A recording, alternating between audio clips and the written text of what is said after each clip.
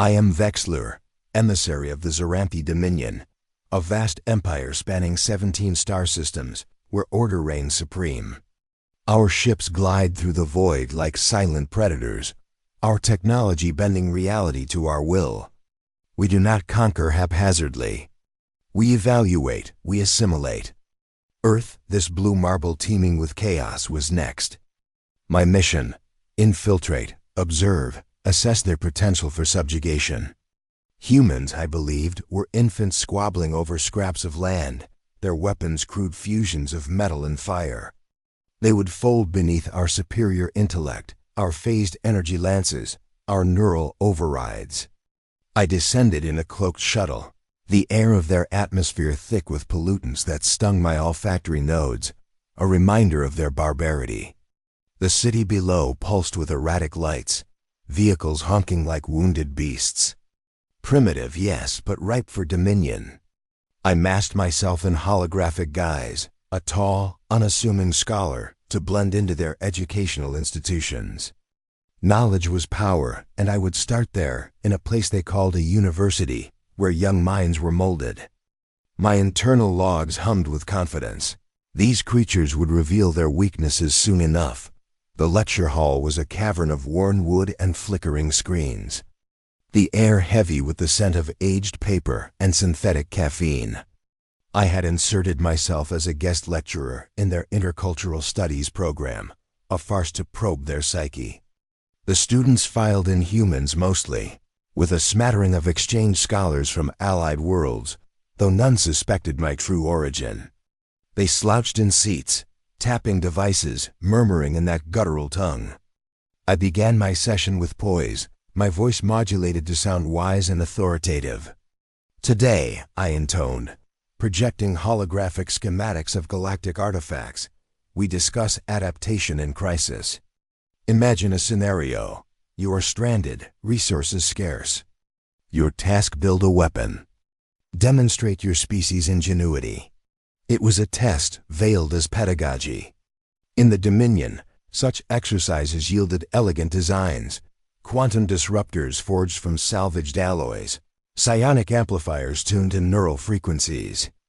I expected human trifles, perhaps a sharpened stylus or a flung textbook. Cultural norms demanded decorum.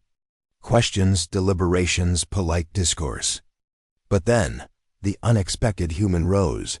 He was unremarkable mid-30s by their reckoning, disheveled hair, eyes sharp with an intensity that prickled my exoskin.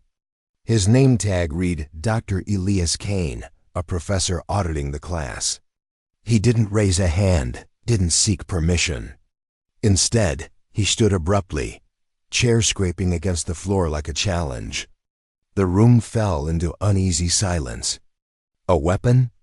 He echoed, his tone laced with sarcasm that my translators flagged as defiant amusement. He glanced around, then without ceremony gripped the leg of his wooden chair. A crack echoed, sharp as a plasma discharge. Splinters flew as he snapped it free, holding aloft a jagged length of oak, perhaps a meter long. There, he said, twirling it like a baton. A spear. Primitive? Sure. Effective? Ask the mammoths. Laughter rippled from the humans, but I felt a chill in my core processors. This was not diplomacy. This was anarchy. In the Dominion, such destruction of communal property would warrant neural reconditioning.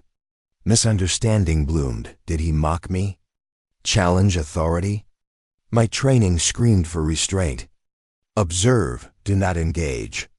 Yet tension coiled, the air thickening with unspoken clash. Humans, I thought, unpredictable as stellar flares. No elegance, no protocol. Just raw, impulsive force. The catalyst struck without warning, shattering the fragile veneer of academia. Outside the hall's vast windows, the city skyline loomed under a brooding sky. A low rumble built not thunder, but something mechanical wrong. Alarms blared as the building shuddered. An earthquake? No human error.